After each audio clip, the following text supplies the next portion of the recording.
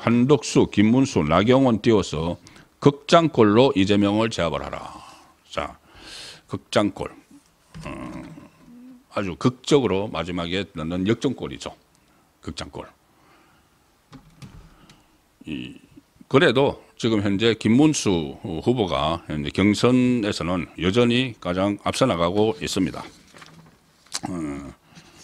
오늘 김문수 후보가 캠프 개소식을 했습니다. 개소식을 했는데 여기서 현역 국회의원들도 대거 참석을 하는 이런 상황에 개소식을 했습니다.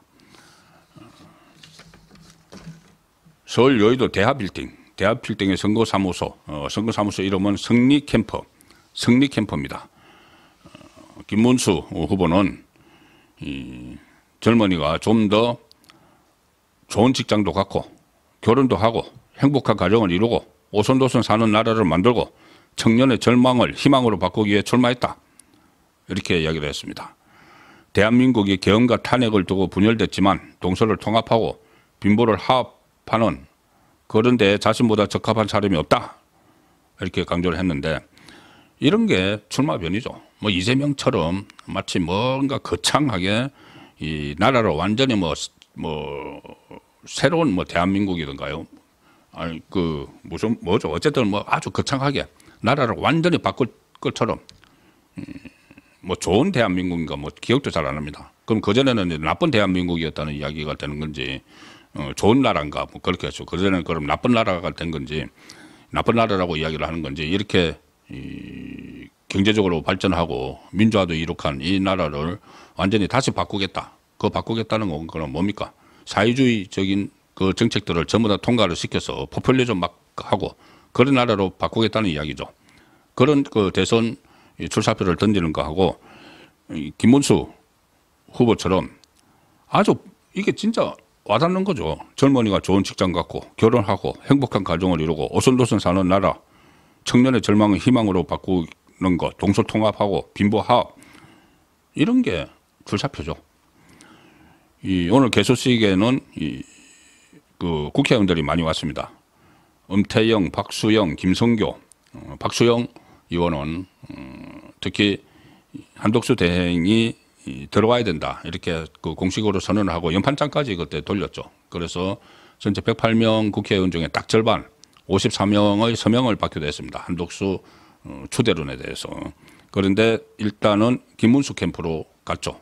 김문수 캠프로 가서 정책총괄본부장을 맡았는데 이것은 김문수 후보도 나중에 마치 털의 모마처럼 들어왔다고 느끼면 안 받겠죠. 그런데 나중에 본인이 국민의힘 후보가 되면은 한덕수 대행과 같이 갈 수밖에 없는 어떤 형태로든 단일화를 하든 그것을 인정을 했다는 쪽으로 이렇게 파악이 됩니다. 그리고 그 김문수 후보는 지금 일부에서 윤석열 전 대통령을 놓고 계속 탈당을 해라, 출당을 해라, 출당을 시키라 이런 말이 막 나옵니다. 그냥 윤석열 전 대통령을 끌어들이지 않는 것이 가장 최선의 방법인데 그렇게 해서 또 분란을 일으키는데 여기에 대해서 그 김문수 후보는 강력하게 반대를 했습니다.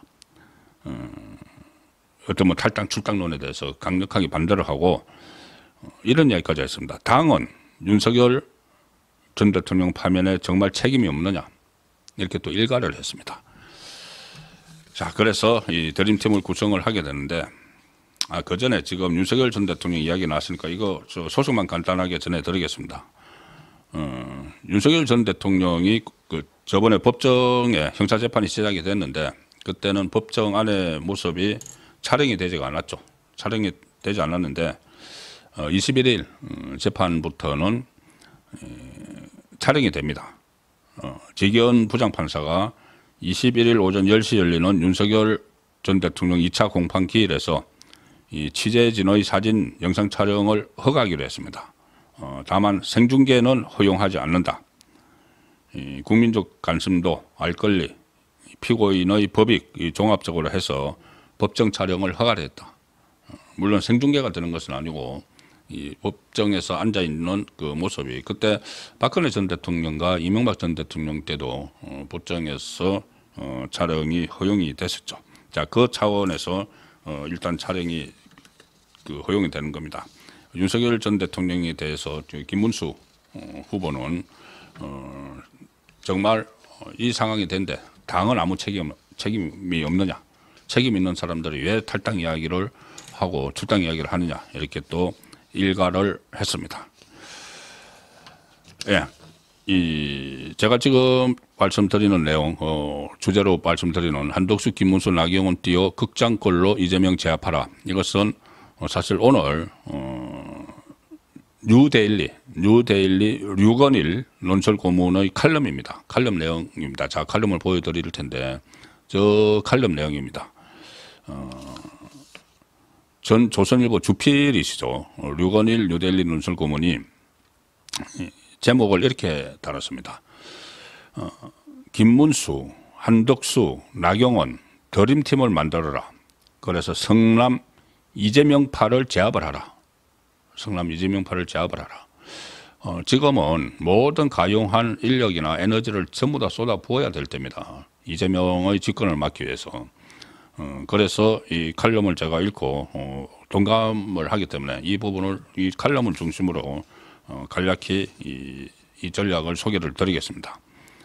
일단 국민의힘 경선을 지금 어떤 전제를 해서 어떤 기조로 끌고 갈 것인가, 어떤 당위에서 진행을 할 것인가, 어떤 비전으로 완결할 것인가, 이렇게 이제 그 질문을 던집니다. 우리가 이렇게 고심하는 이유는 자명하다. 그만큼 이번 그 국민의힘 대통령 후보 경선은 국민의힘만의 행사가 아니고 자유 대한민국과 자유 국민 전체의 명언이 걸린 행사다. 그렇다면 성남 이재명파 이렇게 표현을 합니다. 성남 이재명파와 싸울 자유의 투사는 누가 돼야 되느냐.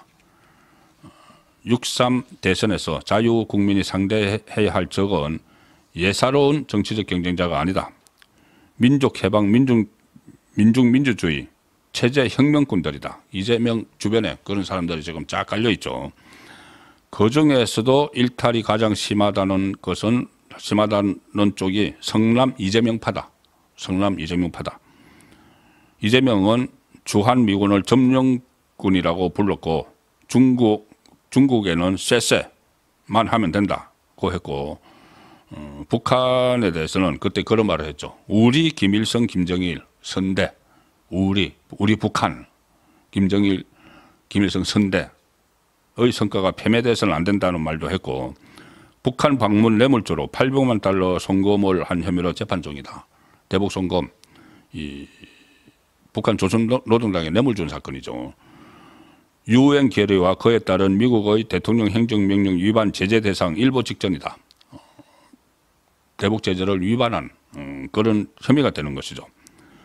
이런 성남 이재명파와 싸울 자유의 투사로 누가 가장 적합할지를 함께 발굴을 해야 된다.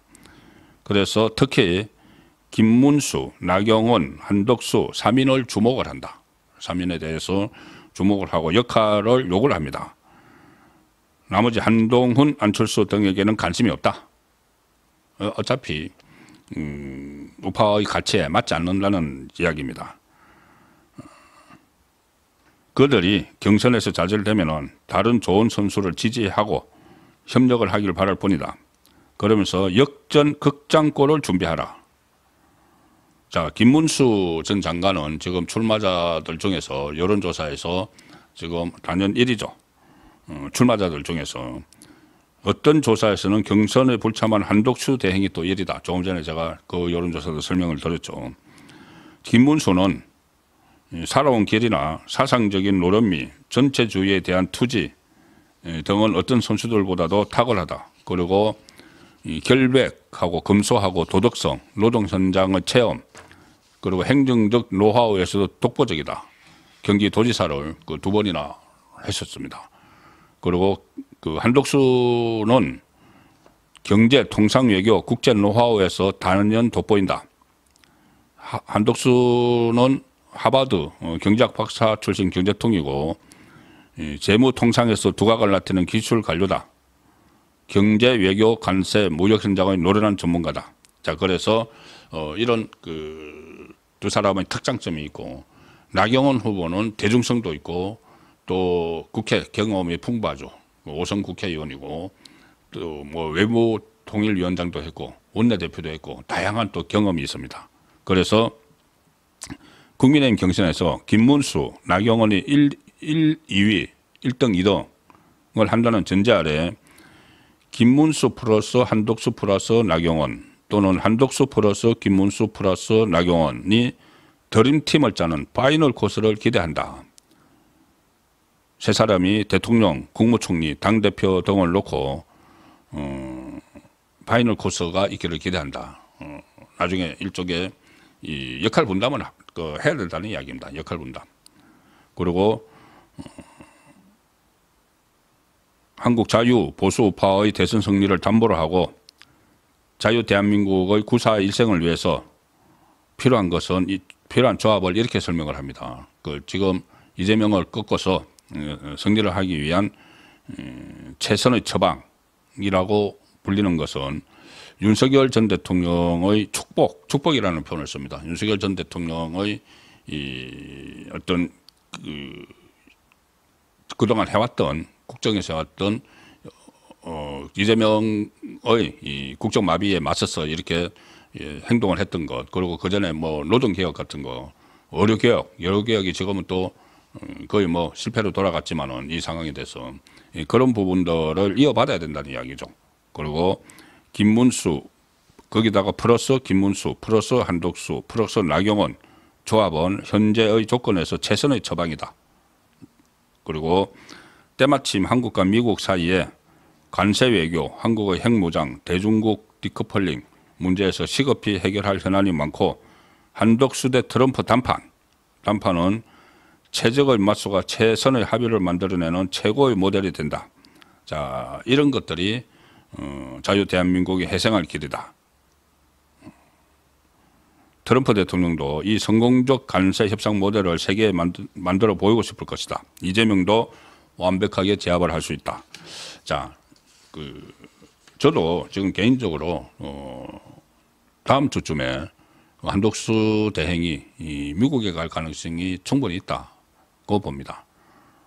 어제 제가 말씀드린 것을 간략하게 요약을 해드리면은 통화에서 한덕수 대행과 트럼프의 통화에서 트럼프가 한번 만나고 싶다는 이야기를 했다고 지금 보도가 됐죠. 그런데 그게 그냥 말로만 하는 것이 아니고 지금 트럼프가 보편적 관세와 관련해서 5나라, 한국, 일본, 영국, 호주, 인도 5나라를 오방국이라고 해서 우선 협상 대상국으로 선정을 했죠. 그런데 미국의 재무부 장관이 이 중에서 아주 중요한 교역 상대국은 트럼프가 직접 협상에 참여할 수 있다고 이야기를 했습니다. 참여할 것이라고 이야기를 했습니다. 우리나라는 미국의 가장 상당히 중요한 협상 대상국이죠. 그리고 주한미군 문제도 있고, 그러니 트럼프가 직접 다음 주에 최상목 대행하고 안덕건 산업통상자원부 장관이 미국으로 가서 미국 재무장관과 회담을 갖지만은 트럼프가 직접 한국과의 협상에 들어오겠다고 하면은 여기서는 한덕수 대행이 안 갈 수가 없는 것이죠. 자, 그러면은 거기서 지금 가장 우리 경제, 우리 산업에 걸림돌이 되기 시작한, 거대한 장애물이 되기 시작한 이 관세 협정 문제를 잘 우리에게 국익에 유리한 쪽으로 매듭짓게 되면은 한덕수 대행의 인기는 폭발적으로 올라갈 수가 있습니다. 지금 이 민주당은 거기에 이제 들어와서 한덕수 대행에게 협상하지 말라고 이야기를 하고 있습니다. 자기들이 집권할 때까지 협상하지 마라. 그러면 한 50일 동안 손 놓고 있으란 말이에요. 이 중차된 시기에. 그러면 트럼프가 기다려줍니까, 그걸? 아, 그래? 그럼 다음 대통령, 그러면 이재명 당선될 때까지 기다리지. 이렇게 합니까? 그러니까 워낙 그 상황이 한덕수 대행과 트럼프의 담판에 의한 빅딜이 파급력이 클 걸로 우려를 하기 때문에 협상하지 마라. 이렇게까지 지금 이야기를 하고 있는 것이죠. 그 이재명, 얼마나 지금 국민에게 밉상인지, 뭐 지지율 30% 이게 지금 중요한 게 아닌 것 같습니다. 이번 대선을 보면은.